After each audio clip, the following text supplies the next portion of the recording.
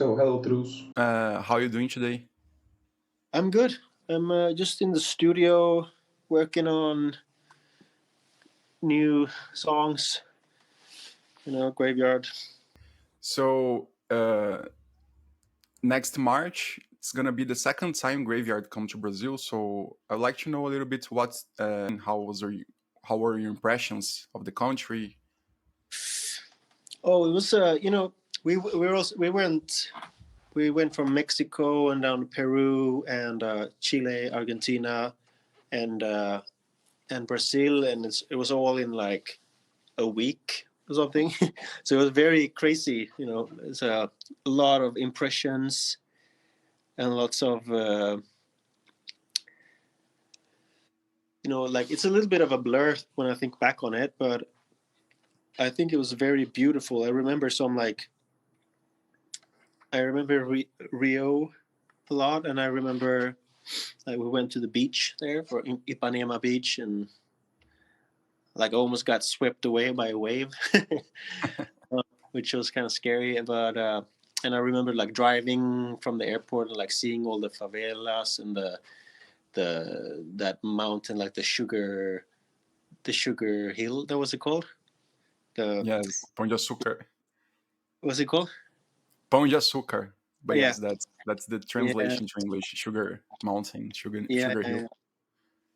And I remember like a lot of cool graffiti. But that maybe a lot of in São Paulo. There was a lot of cool graffiti we saw, and I remember really nice shows. Like all the people. The last show we did in Brazil, it was the same night as the final episode of Game of Thrones was airing, and we were scheduled to go on stage at the same like 8:00, exactly when the last episode would start. So the people at the venue they came to us like 2 hours before we were supposed to go on and told us like you can't play. You need to play later. You need to play after the episode because everyone wants to watch the episode. Like everyone want to watch Game of Thrones now, so you have to like reschedule, which is crazy. But we were supposed to play this brewery outside. I think it must have been it was Rio, and it was an outdoor. The scene was outdoors, and there's a lot of people there.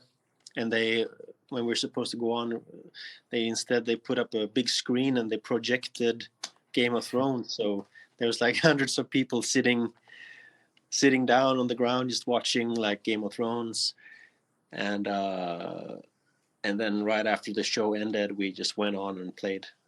That's a weird memory, but yeah, that cool. Was kind of unusual request from the producer. Yeah. Would you say that was the most unusual production concert ask, or was anything crazier than that? No, that was kind of crazy, but I was kind of I was watching the show, so I was like, okay, well that's cool. I can watch this episode now, and then on like a big screen. It was kind of magical, actually. It was almost like a outdoor cinema situation, which is like I usually watch this on my computer in bed, but like now it's like, whoa, this is cool. And afterwards, you play the concert thinking, how could they mess up this ending? Exactly. There's a lot to process there. Yeah, but it was really nice, actually.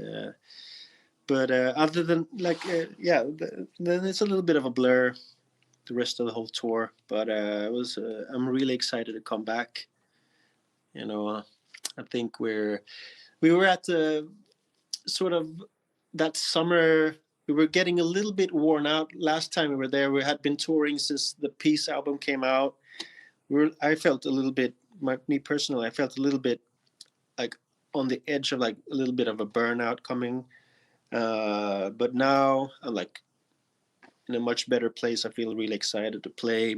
And, the last tour we did in November with Baroness was such a amazing experience, and we're really like excited to play and inspired, and we sound good now. So I'm like proud to bring it back. Like I think it's gonna be really, really good shows we're gonna be doing now in Latin America. That's nice. And speaking about the album 6, tell me a little bit about the writing process, you were saying that you're feeling kind of burnout after the last album before 6, and then the pandemic came, and how did it all affected the writing in 6? Yeah, I mean, it did affect us a lot because we were like lucky enough to have we had this big tour with Opeth in the United States, like in early 2020. So it was like the last show we did was in maybe March, the 4th of March in 2020. We were in Los Angeles and played, and then we came home, and there was kind of a weird, like the airport in the States were like kind of like empty, and we were like, what's going on, kind of. And then we came home, and like just a few days later everything got canceled. So we had been touring like crazy right until then, and then it just stopped, like from one night to another. Everything was just quiet, and we kind of, Sweden was like, we were out in the country. I was out in the country, so like it didn't really affect me so much, the whole like virus, but it was just so silent all of a sudden and calm, and like the future like seemed so like uncertain. So I think a lot of the songs came during that time. It's because sometimes, like for instance, right now we're out playing a lot and going on tour, and we come home and we write music with that kind of energy in the back of our minds. Like is the live show is always present. It's like we have some days now to write music, and then we have to go out and play again. So it's like we're in that sort of mental space. But when you just write music, not having anything on your schedule, just like days and days of like doing nothing except just sitting at home, it affects what kind of stuff you write. And it's, I don't think the album or the lyrics or anything is about the pandemic in any way, but it's just like more of an introspective album.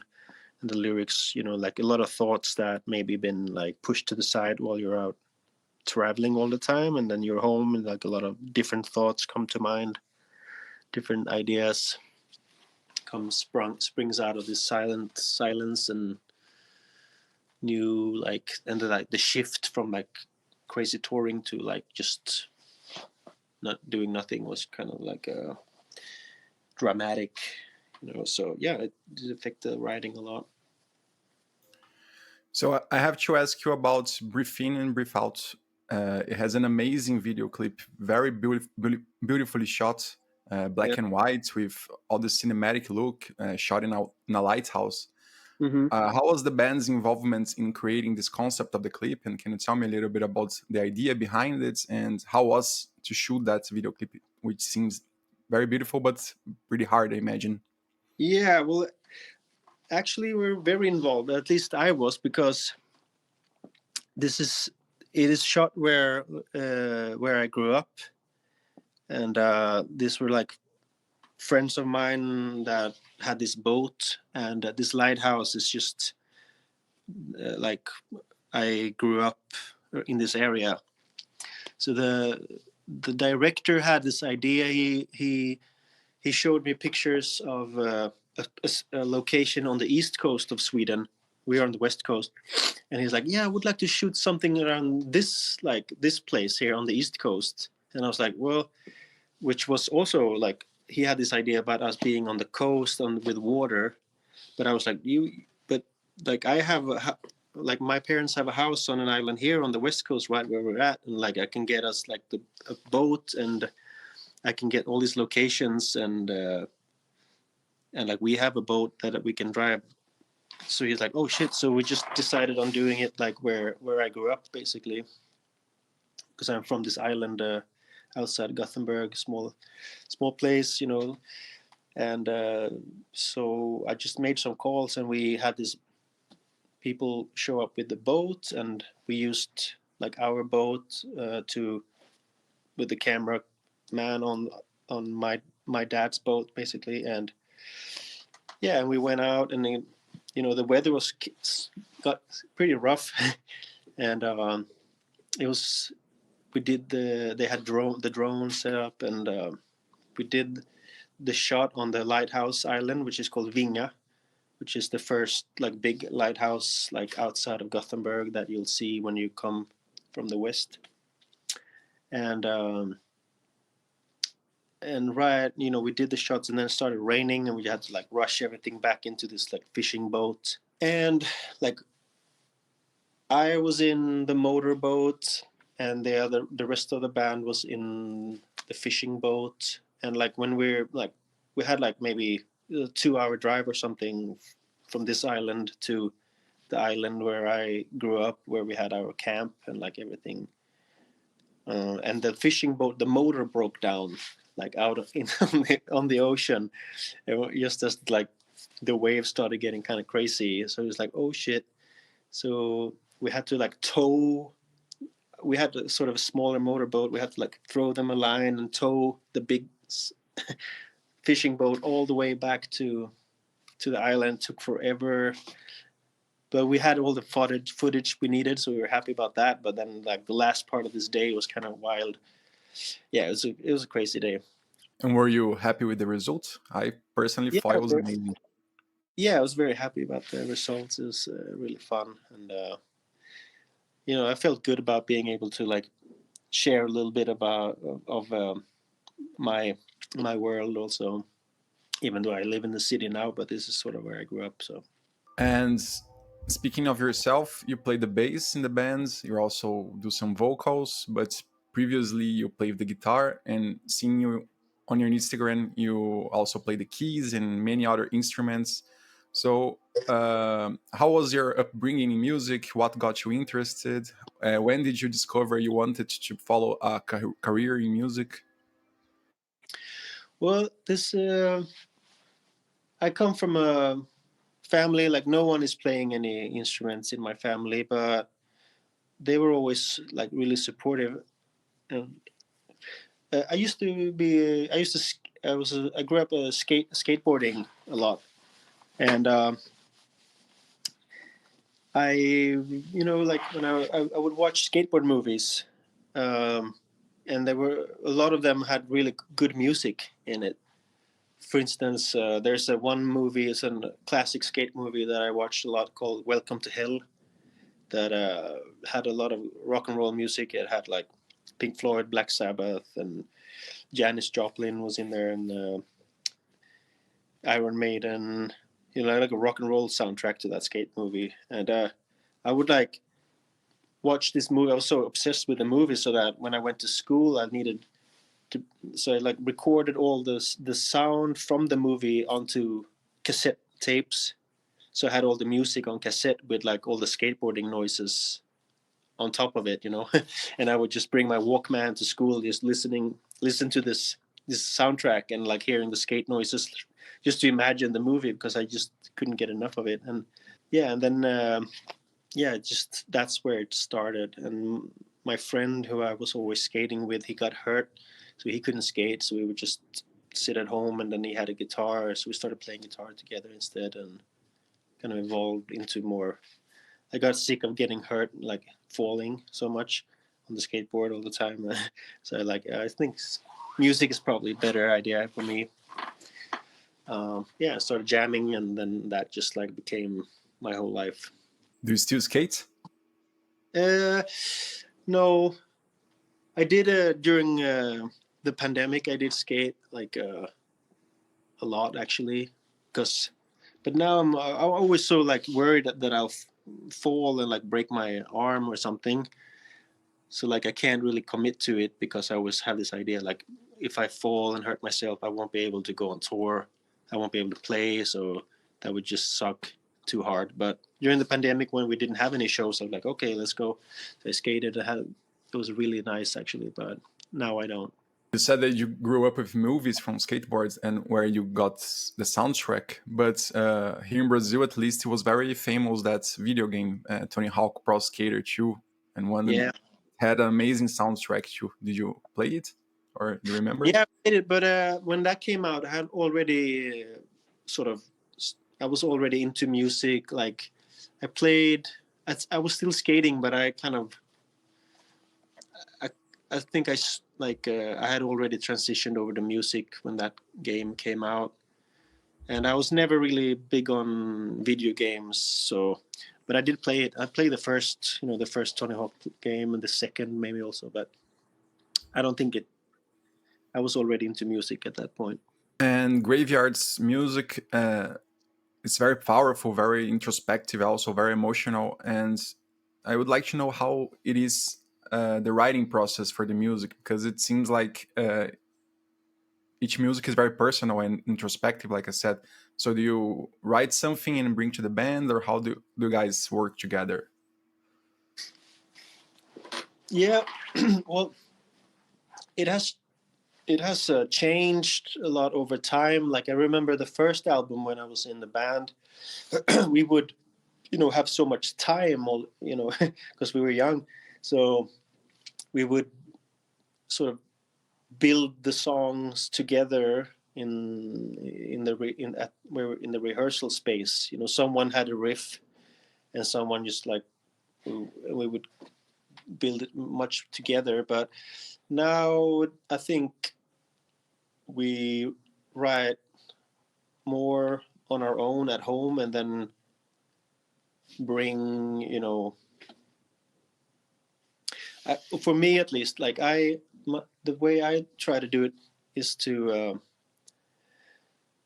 have sort of a few riffs that fit together that I write at home, and then I bring it to the when we rehearse before it's done or anything. I'll be just like, okay, here's like a sketch, like something that's like some that can maybe become something, but and then we have to play it a little bit to see so that everyone gets the feel for it, because sometimes you think you sit at home and have a riff going and you're like, oh, this sounds cool, and then you bring it and you hear it with the band, it's like, oh shit, doesn't sound good.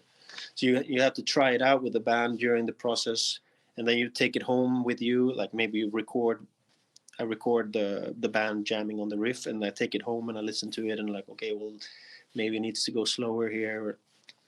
So I write mostly at home, and then when it's like half done, I bring it to the band and we jam on it, and I feel like, okay, maybe this can work or not work, and then I take it back home and work on it more at home or in my studio, and then when it's starting to feel like there's something like, okay, this will work, this is something cool, then we record in the rehearsal space. I record, put up like we have a small studio there. Just put up four microphones and record like a decent demo of it, and then I take it to my studio and I work more with like overdubs in the studio so that I can get a better feel for like how it may end up as a final product. And and it's just like back and forth between at home or the space, and that's how I work. And you said yourself that you are in a studio working on new material. So can you give us an information, something to expect in the future? We haven't started recording like anything proper yet, but we're working on new songs right now, and I think we're back in a good pace where we go on, like when we toured with Baroness like in November. I got really inspired by that because I had a guitar with me on the bus, and every night, I would come off stage and I would have this, like, I get a lot of ideas when we play, like what kind of stuff could fit in here, like what kind of music could improve this show, like what can we add here, that what would make sense to add. And then I would sit, on the bus and try to come up with stuff that could like fit into the live situation. So what I think, at least right now, is that the next album's going to be more inspired by the live show, like whereas like the last album was, like I said earlier, like inspired by the quiet and the empty schedule, at that time, whereas this album probably is going to be more inspired by going out and seeing people. We're touring at a pace right now where I can't see us like being burnt out or anything, but we're just keeping a good pace.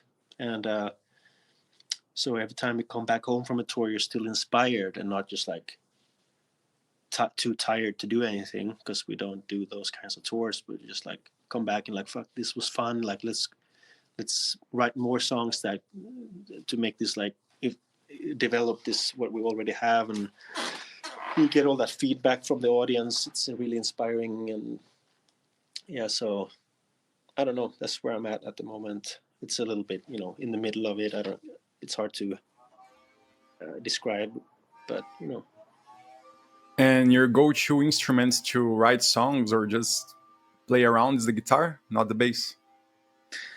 It's both. I think I write a lot. Like when I'm here in the studio, I have drums. I usually like start with just like doing a little beat on the drums or something and record it, and then I usually go with the guitar. But I think when I play the guitar, I like think of it as a bass. But it's like easier to play guitar than when you're alone, I guess, because it's like you can put in like chords here and there to make it more song-like. But then I don't know. I fuck around with all the instruments. Like I'm really bad at drums, but I can like with the a little bit of computer involved, I can make it like work for a demo, and then I just add whatever instruments we have here, and just to make something. So yeah. And you get to play with a lot of cool bands like Graveyard tours with, you said yourself, Baroness, and I've seen pictures with you guys playing with Paul Bearer and Danko Jones, who's opening the concert for you guys here. So which band do you most enjoy playing with? Well, I can. Like before, we went on to in the States once with a American band called Earthless, and that was really nice. They're just 3 people, and they're super nice, all of them, and that's something I would like to do again. We toured with. We went on tour with what's they called, Mastodon. It's a while ago now, but we toured with Mastodon and Clutch and Graveyard. They were like the headliners, and we were opening. That was really fun. Also, like in the States, they're so big, so we were in the States with them and played like really big venues. And both like they're the guys in Mastodon and the guys in Clutch were like super nice to us, and invited us and hung out with us, and their crew would like take care of us, and it was such a like warm and nice feeling, like no bullshit, just like friendly vibes. That was really a good experience. I've seen your Instagram that you have some gardening skills, like for spices and stuff. And can you tell me what you do at your at your free time to decompress and like keep the work from your personal life? Yeah, I mean that was also like sort of a pandemic thing, because I was home so much, but I was growing a lot of chilies for a while. I have a that was that summer. Was really fun project, but like they always die if you go away for like 2 days, so I had to be home all the time. So I can't really do that, even though I have a lot of like plants at home, but I don't grow any chilies anymore. But what I like to do, I just like I said, I grew up out in the on an island. So for me, the most like I don't like to waste time anymore. That's the thing. Like I don't have that much like hobbies or like that, but I like to go out onto the ocean and just like that kind of the smells from like seaweed and salt, like the ocean, like that makes me really like I can like decompress, like you said, out there. But other than that, I like to keep busy and just be with my family. Like I have a small child, and just work. Like I get happy when I work, and like I can make some progress with the music. That's when I feel the best. So yeah, try to keep busy. Like I used to be like more of I come home from tour and I just like would just party or waste time like that. Like, but I don't want to do that anymore. So I'm like, I try to stay busy all the time. It makes me feel better. That's great. And to finish off our interview, I always like to ask my guests from the channel, what have you been listening to? And I would like you to recommend 3 songs that I will add to a playlist from the channel. So it's one song from you, from your bands or whatever project you worked on, a song that you loved from always, like since you were a child, and something you discovered recently that you keep listening to. Yeah, well, a song I've been listening to is like this guy. Like I'm kind of into little pompous things, but I heard the last Father John Misty album. There was a song there called Mahash Machana. It's like the first song from his last album, and I think this album is also called the same. It's like a really like epic, weird thing with strings and all that. I kind of like this. That was like I like that a lot actually. I mean, you could check out my solo project. I have a couple of albums out. I think my first solo album, self-titled, I can recommend. I'm pretty like I have a hard time listening to my own things, but now it's almost 10 years since it came out, and when now I listen back to it, it's like I'm a different person now. So now I can like listen to it and like, okay, well, this is kind of nice here. I did this one song called Hanging that I'm like, this is kind of cool. And what was the third sort of song you wanted to? Something that I grew up listening to, maybe. Yeah, something that you still listen to this day and you will forever be listening to it.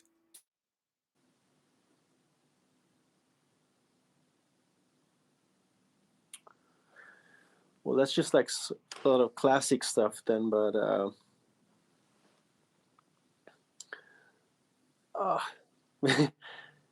well, I've been listening to a lot of like. There's this song like this is super classic, but I've been listening to Black Sabbath lately, and there's this song on the first album, you know, The Warning. For me, I hadn't heard it in like years when I put it on the other day, and I was like, "This is so good! Like, I love this song." Like the last song on their first album. Yeah. Are you excited to the farewell concert? Or did you try to get tickets?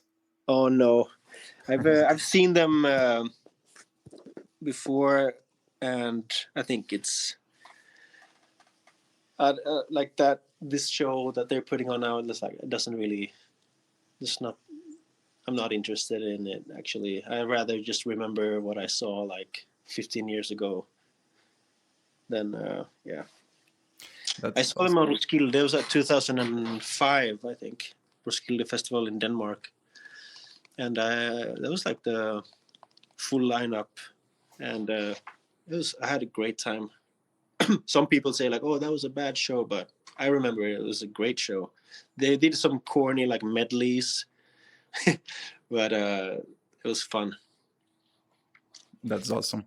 Yeah. So, Truls, thank you so much for your time, for being here, and I hope to see you soon here in Brazil. And the space is yours to talk to the Brazilian audience, to the public that's coming to your show, so you can send a message as you'd like. Yeah, I mean, I just want to say thank you for listening to our music and for like being there. Like if you come out to the show, we're gonna try to do our best to like make it like a great experience. Like and like tell everyone, like if you like our music, like tell a friend about it. And I hope this like tour is gonna be great. And we're really excited.